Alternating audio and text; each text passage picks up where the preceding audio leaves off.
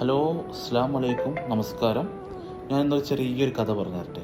വേറൊന്നുമല്ല, വർഷങ്ങളായിക്കൊണ്ട് ഒരു പർവ്വതം ഇങ്ങനെ കത്തിക്കൊണ്ടിരിക്കുകയാണ്, തീയാളിങ്ങനെ കത്തിക്കൊണ്ടിരിക്കുകയാണ്. എത്ര അണക്കാൻ ശ്രമിച്ചാലും ആ അണക്കുന്ന സമയത്തും അതിങ്ങനെ കത്തിക്കൊണ്ടിരിക്കും. ഈ മഹാ അത്ഭുതം കണ്ട് കുറേ ആളുകൾ വരെ ഞെട്ടിത്തിരിച്ചിട്ടുണ്ട്. ഇതെന്താണ് സംഭവം? അത് പ്രകൃതിയുടെ ഇതിൽ നിന്ന് വരുന്ന ഒരു അത്ഭുതമാണത്. അത് എവിടെയാണെന്ന് നിങ്ങൾക്കറിയോ? അത് എവിടെയല്ല, നമ്മൾ അസർബൈജാനിലാണ് ഈ കാഴ്ച എന്ന് പറയുന്നത്.